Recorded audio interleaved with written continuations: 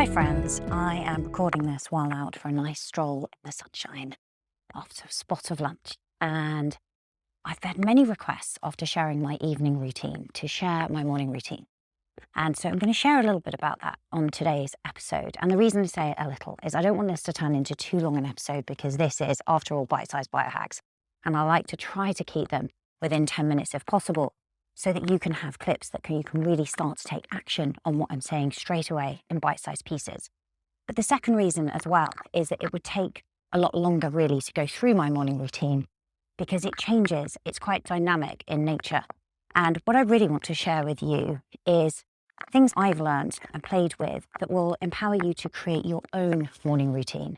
Because I don't believe there is such a thing as a perfect morning routine for every single day that you can kind of just copy and paste and do on a daily basis. I think in actual fact, it's much more about understanding the tools, your biohacking toolkit, if you like. And within that, actually starting to adapt to how you're feeling on the day, which probably sounds a little bit fluid, and I guess it is, but actually there's some fairly strict boundaries that I apply in formulating that morning routine that I think you may find useful after listening to this episode.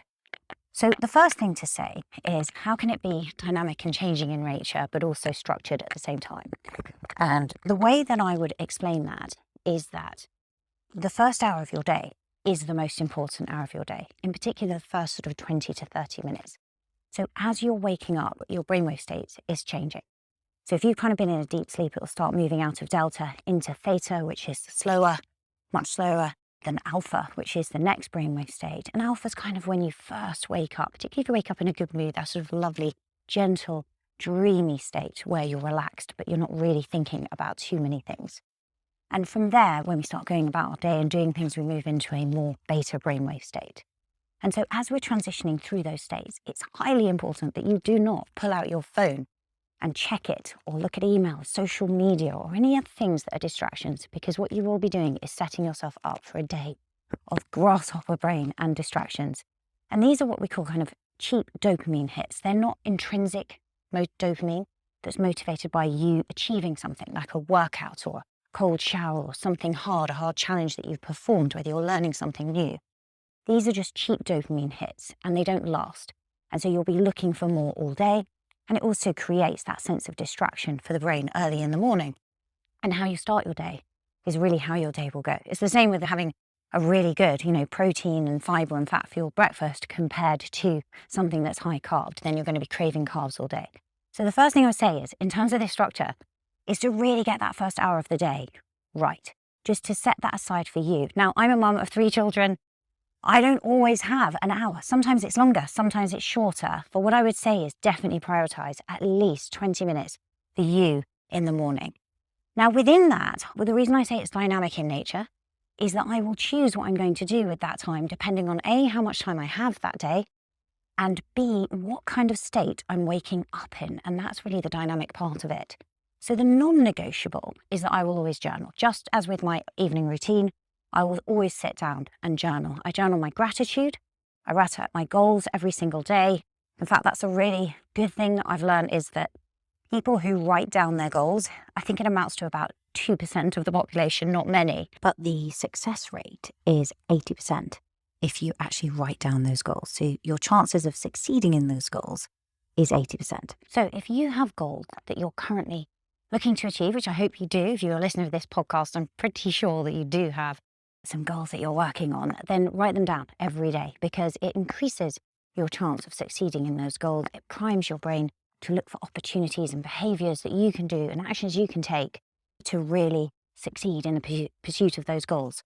I've also found that with journaling, I have so many amazing insights. It really enhances my creativity and just helps me be more of service to everyone that I work with, really, and generally in life. And that's really the pleasure that it brings me because it allows me to kind of dig deep within and think, how can I serve more? How can I help more people? And allows me that inner connection with myself. And so often what I'll be writing about in the morning is the question that I opened up the night before going to sleep. But sometimes I won't even be doing that in the morning. That will just sort of permeate through my day. I find asking myself that question the night before in my subconscious, it just kind of goes to work on it, not just even the next day, but the next few days. or weeks or months even. So it really does prime my brain. So journaling is a big one. That's the non-negotiable, and I will do that. But in terms of other things with meditation, exercise, things like that, and what order do I do them in? This is where it's dynamic in nature. So there will be some mornings where the first thing I do is to meditate, and I feel that really calming. I do some kind of creative visualization alongside it, and it really helps me to connect with myself.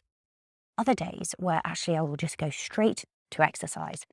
And some days, in fact, I will go straight to work. Something that Stephen Kotler, I think, talks about is this flow state when you wake up. And I have to say, there's immense productivity that I can get. Some days, just from waking up sort of 4:35 and going straight at it. What I would say is it's highly depleting in terms of energy levels on the brain. And so when I do that, I do work in a recovery cycle kind of by about 9 a.m.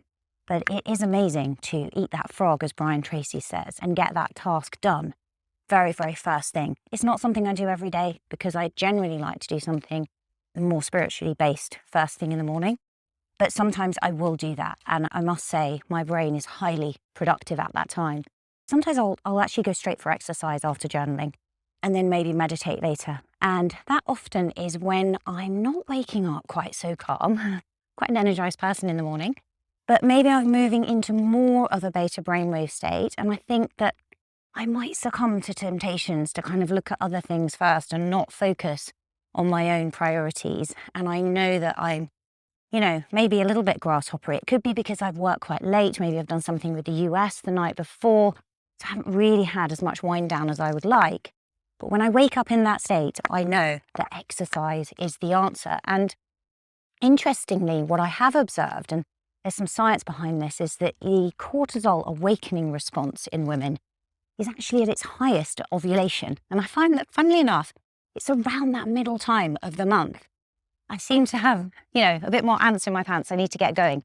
So that's when I will actually just go and hit the gym really early in the morning by kind of sort of 5:30 and work out for about an hour. Really helps not just with your body composition, but with things like BDNF. It really primes my brain to be calmer and more productive across the day, and it's great for learning. So in that situation, I will often be listening to something, an audio book or something that I'm trying to master. Again, try not to go through anything that would take me onto or into a rabbit hole of social media or blog articles or anything like that, because that's quite distracting. So generally, it would be a podcast that I'd already lined up that I wanted to listen to the night before, or it would be an Audible book, because again, that's very easy. I can just go straight into that app and listen there while working out. And so I'll go into that, and then I'll come home and I may go straight to work at that point, meditate later, or I may do some meditation. So that's really where it's dynamic in nature. And so I'll be going into more of these in future episodes and why you might choose one over the other.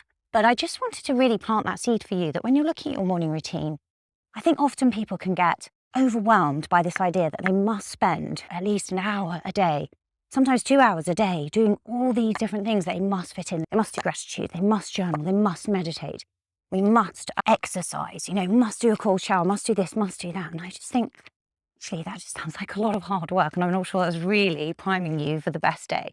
I think what it should be is something intuitive, particularly as women. I think we're really, really good at doing that. So what I would encourage you to do if you're listening to this is actually just start observing what state you're waking up in and thinking, how can I capitalize on this state? If I am waking up a little bit distracted, how can I get back into the zone? How can I calm my brain and bring back that focus and that creativity? Maybe some hard exercise is the answer. And just, let it flow, really. Go with what works for you and journal on it. That is the key thing. Honestly, so many insights from doing that and just tracking those changes, looking at how well you slept. If you're still in your cycling years, looking at what happens at different stages of the month. How do you wake up? Also, what state are you going to bed in? What kind of thoughts are you having as you go to sleep? Because they're probably going to inform much of how you feel the following morning. So that's really it, how I kind of create my morning routine. As I say, I will dive into the mechanics of the different pieces in future episodes and I guess more detail on why I pick which activities I do. I just wanted to give you that overview, and hopefully you'll be able to take some of this away and start really digging into yours and formulating the routine that isn't the perfect routine that you use every day, but the routines and things that you can adopt on a daily basis, using some of your intuition to find the most suitable things for that morning. And keep me posted. Message me on Instagram at Angela S. Foster.